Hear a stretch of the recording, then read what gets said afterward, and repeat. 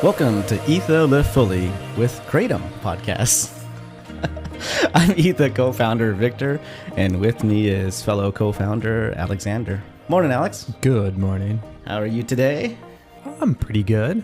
Pretty good. A little sleepy, but that's fine. A little good. Just got back from some travel. Yes. Yeah. So traveling always disrupts my gym schedule and sleep schedule a little bit. But yeah, it's getting back into it now. I did go to the gym yesterday, so that's nice. And it's nice just waking up like sore. I'm like, and for some reason, when I wake up and like I'm a little bit sore, I'm like, I want to get back to the gym. Like, so it's a nice like reminder to kind of keep it going. Oh, that's good. So yeah, it's like when I fall out of the gym pattern, like the less I do, then I'm like, I'll just skip again. Yeah. But like, yeah. It's weird, right? The habitual things, like habitually bad, habitually good. Yes. Just kind of feed off itself. Just feeds off itself. Okay. Yeah. Like this, the last 3-4 days or something like that, I've gotten in this routine of, I'm up super early, like 4 a.m. or so, and now Enzo's waking up around like 5-ish, 5:30. Okay. And we like look at each other, we're like, we could work out or play video games. He's like, who suggests the video games, you or him? I give him the options. I'm just presenting options. I see. I said, let's work out, let's go, or we can play video games. And he's like, hell yeah to the video games, let's do this. That's all we've been doing now. It's so bad, man. It's so much fun. It's so much fun because we play during the day or in the evening. There's the other siblings. There's Lisa. So there's just like distractions and people want our attention. And in the morning, it's like the house is just quiet and still. I have baby, but he's typically sleeping at that time, so I'm just holding him, and so we get to be like fully engaged in this insanely addictive game. Baldur's Gate 3, if any gamers are listening, you know what I'm talking about. This damn Baldur's Gate 3 is killing me. And we're not even like a third of the way done. Geez. So, anyway, with us is also Nicole. Good. Morning, Nicole. Morning. How are you? How's your sleep going? Good. Last night was really, really good. Nice. Okay, that's been a change. I know you've been a little struggle city here with the sleep. Yeah, the 70-pound dog on the bed who I can't seem to kick out of the bed. I know some people think that that's weird. It's just hard sleeping with like a hot animal and just like keeping you warm and just like I think that was why she was not in the bed last night. She got too hot and laid on the bathroom floor. Oh, I thought it was because her owner finally was the alpha and actually kicked her dog out of the bed. Definitely not. No. She's queen of the castle. Man, it just blows my mind. You could still love her, care for her. She's just so sweet. You guys don't know her. She's like the sweetest dog. And manipulative. That damn. Of course. I'm not liking this dog. Keeping Nicole from getting real sleep, tricking her with her like puppy dog eyes. No, last night was good though. Good. All right. Well, unless it stays hot, I don't know. It won't. This is not sustainable. Okay. Well, anyway. Take some Midnight Dream. That might help. Okay, today is a fun topic. It doesn't happen often. If you guys are listening, you're probably an ETHA customer of ours. If not, why aren't you? Try them out. They're great products. But we rarely launch new products. We take our time. We go through a really painstaking process to validate whether or not we even want to start doing the R&D, and then the R&D process, and then finally all of that. Then we get a product. It's so rare, probably a couple times a year. But we have something new. We're going to launch soon. If you're listening to this might even be available already. I don't know how the timing of all this goes, but hopefully we have this out. It's called our ETHA 7th Hour Kratom Super Mints. In shorthand, we just call them Super Mints. Super Mints, yeah. Yeah. All right, we're going to talk about them and tell you all the details. Let's get started. So how do we want to start this? Where do we start? From like... Where did the idea come from? Good question. We do have our kratom mints that are 40 milligrams mitragynine from like a high mitragynine extract. And these super mints, so it's not a brand new product as far as like a whole new formulation and concept. It's kind of an extension or kind of like I don't know, what do we call these? Like it's not quite a version, second version, like an upgraded version. You're raining on my parade a little bit here. I know. But it's like, because like, but this is why, because we just launched the Super Mints. That's what Alex is, the voice of truth. But it's like, but that's why we're launching this one so much faster, is because we did launch the mints just a little while ago. That's true. And we kind of launched this Super Mint now. Yeah, to your point, it takes us a long time to launch products. Yeah. And the reason we're launching this product so quickly after the mints is because it's a very similar formulation, just a much higher amount of mitragynine. So it has 115 milligrams of mitragynine in a single mint. So our mint was 40 milligrams, right? Yes. And now we're up to 115. Why did we select that amount? Or is, it's 3 times the amount too much, too little? How did we come about that? That I mean, 40 milligrams is good for a lot of people, for most people. But what we have is, a lot of people also use kratom for some severe issues. I have a lot of pain. I have some depression. And what we found too is that there's some research that came out from Mary Hoistis that mitragynine is converted to 7-hydroxymitragynine inside the body. And so we've kind of known about this because Dr. McCurdy talked about human plasma and would convert mitragynine to 7-OH, but how much and kind of what rate, it was not really well known. And so Mary Hoist's research, she actually gave human subjects different amounts of kratom leaf and then took their blood samples to see how much mitragynine was in the blood and then how much 7-OH was in the blood. And it's fascinating because at all levels, whether it was like a small dose, medium dose, or high dose, about 15-16% of the mitragynine was converted into 7-OH. Wow. And so this is where McCurdy talks about some of like a lot of the pain relief maybe comes from the 7-OH conversion. And there's also other alkaloids that can maybe cause some of that kind of benefits as well from McCurdy's research. But, we finally now have like a number to kind of say, okay, how much is actually being converted? Yeah. And this is profound because people have always guessed and asked, like what happens? Is there any 7-OH? Right. Is there a conversion? There's always been this big mystery in the industry. So now we have a study that really at least quantifies it to some degree. And we know, or McCurdy, his very strong opinion and has a lot of good research around it showing that 7-OH is not created in the plant, but after the leaves are picked, there's kind of a little bit of an oxidation process of drying the leaves that creates a very small amount, but generally less than 1%, maybe even less. It's kind of generally non-detectable. So very, very small amounts are naturally created in the drying process. But your body converts into it. So there's definitely a fact going on. The magical human body. Yeah. So that breakdown happens, that conversion happens, and hence why we're getting these analgesic pain relief properties. That's fascinating. All right. So we tripled the dose. And for a lot of folks, if you're a beginner to kratom, we wouldn't recommend using it. Definitely not. Yeah, it's definitely more for seasoned users that know how their body responds to kratom. Yeah, we have, Danny Way loves these mints. He has a lot of pain. He's had a lot of surgeries. And so he is a big fan of our mints. And so typically he would take, probably 2 of our mints, 80 milligrams, plus another one kind of throughout the day, maybe an hour later. And so this was kind of a driving force as well, was that Danny was really looking for a higher mitragynine mint. And so we started kind of experimenting with it. That was it. Okay. Yeah. I forget now. Yeah. And that was kind of the start of it all. If you guys are wondering, who's Danny Way? If you guys know, but Danny is a professional skateboarder, considered one of the GOATs, the greatest of all time in skateboarding, did amazing stunts and had a story career. Mega ramp, jumped the Great Wall of China, did all kinds jumped out of first person to drop out of a helicopter into a ramp and just crazy stuff. And not only that, just his determination for, I think he helped create the X Games for skateboarding, and just so he pushes that boundary of just extreme skateboarding, but then he's the first one to go at it, and not only that, he'll go at it, get horribly injured, and then get back up and do it again until he completes the trick. It's like, it's just fascinating kind of mental fortitude to kind of keep pushing forward. Yeah. I mean, a lot of people call him the Terminator. Yeah. He just keeps on going. I just don't get it. I mean, a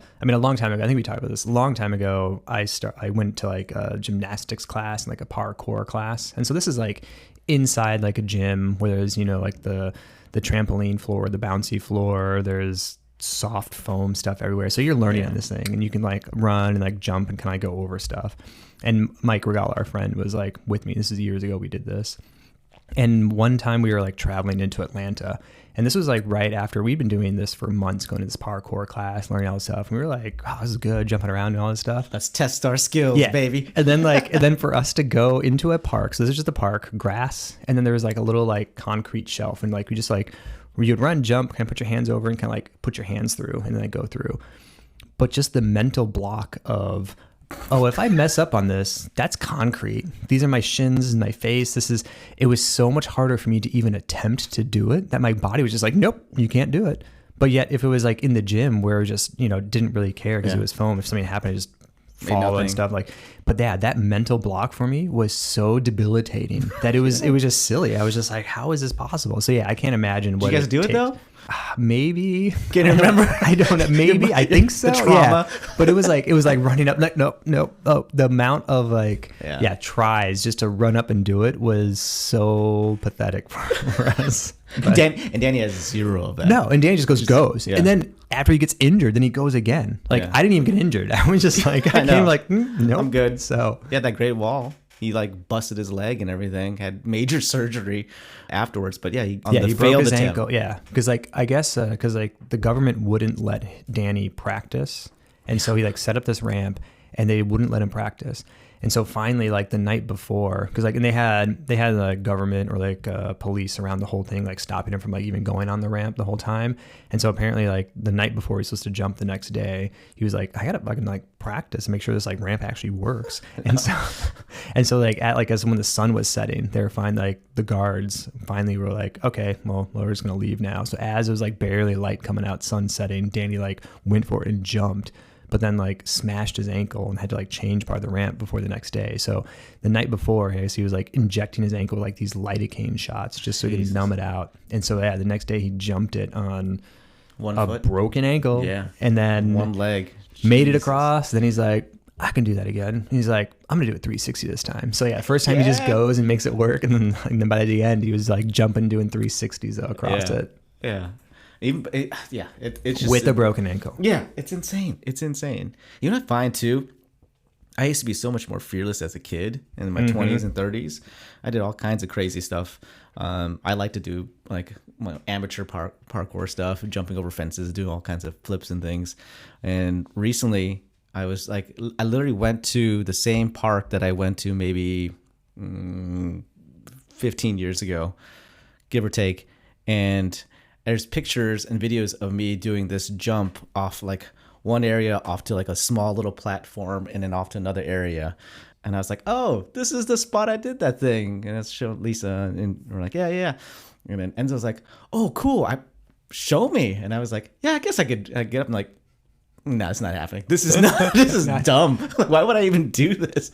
And I didn't do it. Yeah. Weird. It's so I don't weird. Like, there was a wisdom or a lack of stupidity. I think I think once you go through one of those injuries, because I remember there was a couple times I was biking when I was growing up, and I was doing this like certain course or going over this little jump, and it was a great time. And I was doing it for like several days at a time, like a weekend. But then like I was going for it, and then one time like my pedal hit on my bike, and like I wiped out. And then after that, like my body just had this reaction of like it wouldn't let me go as fast. It was like, no, you can get hurt doing that. And all of a sudden your body's like, nope. And it just like rewires the brain. You're like, nope, won't you do it? I'm like, but it was like fine like yesterday, and like I was going around crazy. Yeah. So or at least for me, it's just like my brain gets rewired really fast and it's like, nope. Yeah. It's that protective rewiring. It's I miss those days of invincibility. Like you're just thinking you could do anything, nothing will happen. If it does happen, whatever, I'll recover. I'm good. Yeah. So it's not cowardice, it's not being scared, it's having wisdom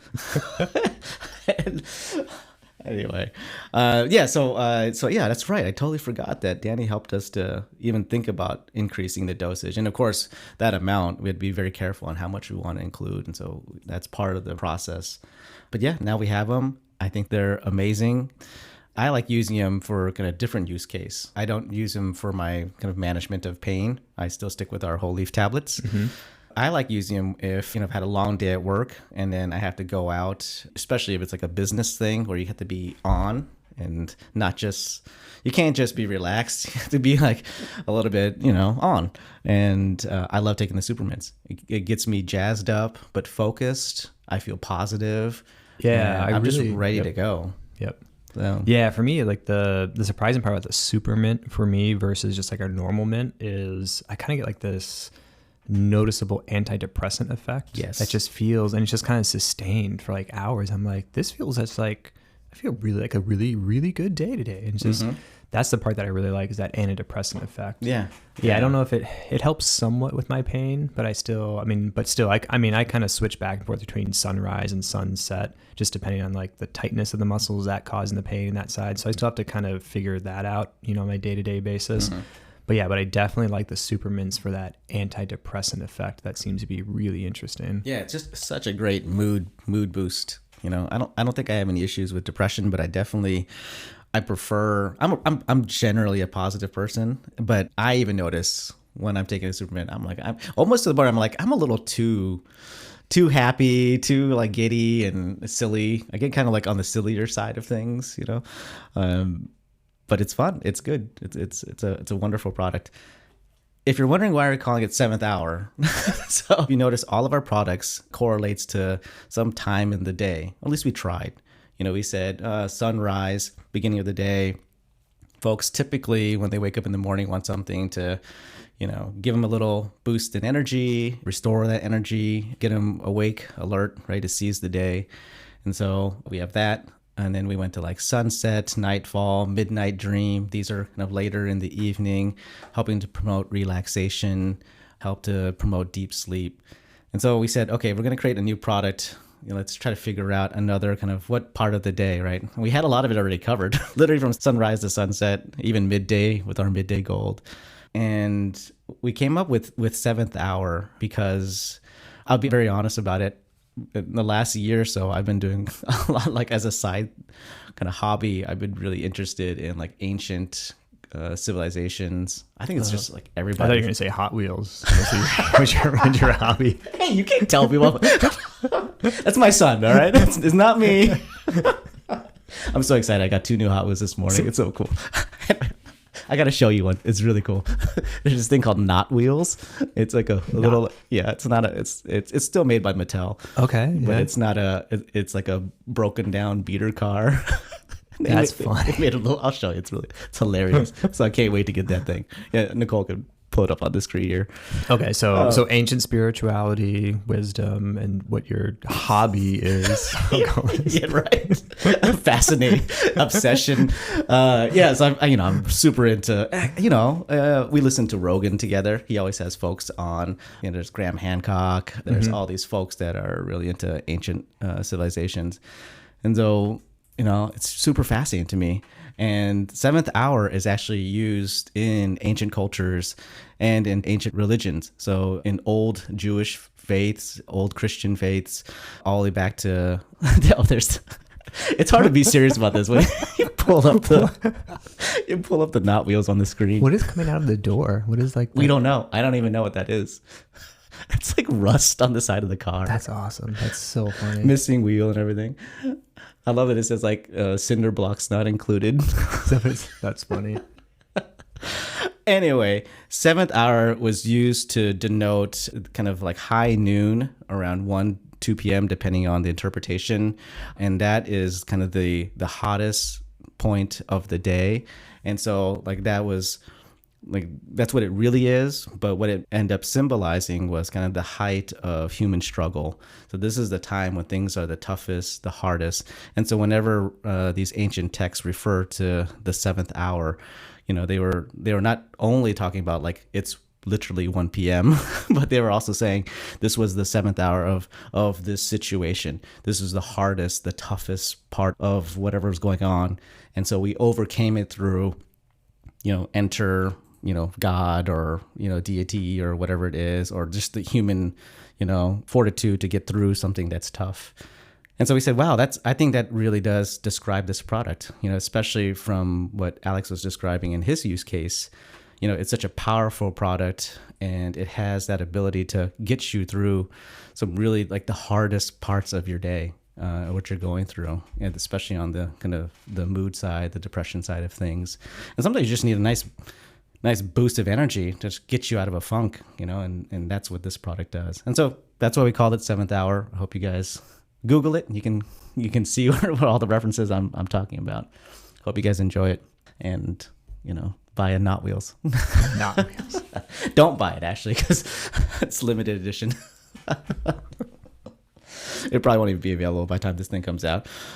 All right. Anything else? Maybe we should break down any other details about the product. We already said the milligram dosage in it. We're putting is it a single tablet per? I want to say it's a 2 count per pack. Okay. So 2 count per pack. Okay. Got it. Yeah, I definitely see how you respond to it. I mean, it is a mint, so I'd recommend people try part of the mint first, see how they respond, make sure that they are familiar with our current mint products first. Mm-hmm. Yeah. Versus like just don't jump into this your first time experience. I have taken, if I take my normal, say, whole leaf kratom dose and then maybe like an hour later take a super mint, that has been too much for me, where I just kind of feel a little bit warm and then I feel kind of like a little bit nauseous for like half an hour, 45 minutes. And so that is that if that does happen, then it's probably too much for individuals, or, mm-hmm. Make sure you're not stacking up too much kratom at one time. Yeah. We've definitely, through the testing process, we've seen every kind of reaction, or a lot of reactions here at the office with staff, with ourselves. Folks that we try this product with folks that are totally new to kratom too, and get their experiences. And again, it's a powerful product. So use wisely. Yep. One of the things, do we want to talk about the conversion? How much 7-OH, a range that it could be? Yeah, from the research, it shows somewhere around 15-16%. So I don't know the exact conversion, but from the research, from Mary Hoyce's research, when she gave a oral dose of kratom leaf to a person and then measured the mitragynine and 7-OH, so the assumption is that, well, there is no 7-OH in the leaf because we know that doesn't get produced there. And so whatever was in that blood panel is going to be the mitragynine in the blood that came from obviously the kratom, and then whatever 7-OH is there was converted. And so from that analysis, it looks like 15-16% was converted. Yeah. So that means it doesn't mean that the 115 milligrams will be converted to full 20, but there's kind of this equivalency that if we look at the effect of 115 milligram mitragynine mint, whatever gets into the bloodstream based on kind of the first pass, metabolism, whatever gets into that, then the equivalent would probably be about a 20% or a 20 milligram 7-OH. Uh-huh. So it doesn't necessarily mean that that's fully into the system, but if I were to assume that, okay, if I took a 20 milligram 7-OH product, I would get a certain amount of 7-OH into my blood. If I take this 115 milligram tablet, then I would assume it's about the equivalent of a 20 milligram 7-OH product. Because there's other factors that go into the process, yes. the metabolism process, and how your body converts, all these other factors. So let's say you have the same human taking both of these products, that it would be equivalent. Right. Gotcha. Okay. But I mean, this is not the same as taking a 7-OH product. So 7-OH is only 7-OH. It's kind of a direct consumption of that product. This supermint is only mitragynine, which means then mitragynine's into your system, which also kind of competes with some of that effect. So it kind of regulates and helps kind of create that more consistent feel to it. Mm-hmm. I would say that because this is mitragynine in the supermint going into your body, kratom, it's probably actually more of like a sustained release, or kind of a more gentle release as your body converts it, versus obviously if you just took a 7-OH product, that's kind of going all in your system all at once. So there's probably a much different effect from those type of products. Mm-hmm. Yeah. All right, guys. And as always, if you have any questions, reach out to us. This is new research. Alexander's actually part of, I don't know if we're allowed to talk about it quite yet. It's just the boring testing side. But he's deep in the research side of kratom and part of a group that's looking at testing 7-OH and I'm sure other things as well too. So yeah, this is all happening right now. And as we learn, we will share on this podcast and other outlets through ETHA. So just stay tuned. We'll give you guys more information as we learn it. But yeah, we're excited about ETHA 7th Hour Kratom Super Mints. It's an amazing product. Check them out. Let us know what you guys think. As always, thank you guys for tuning in. And if you've learned anything or have enjoyed yourself at all, please support the show by going to ethanaturals.com for all your kratom needs. And definitely check out the new product. And if you have any topics that you want to share with us or want us to talk about, let us know. You can write to podcast@ethanaturals.com or fill it out. There's comments you can leave on all of our outlets, on our social and all that. The handle is at @ethanaturals. So pretty easy to find us and reach out to us, and we'll cover it. So I think the next podcast needs to be like another founders thing where we just rapid fire. I like those. Those would be a good one. Just get through like as many questions as possible because there's a lot of them. We'll do our best to get through as many as we can next time. All right, guys. I'm Victor. I'm Alexander. And I'm Nicole. And as always, live fully.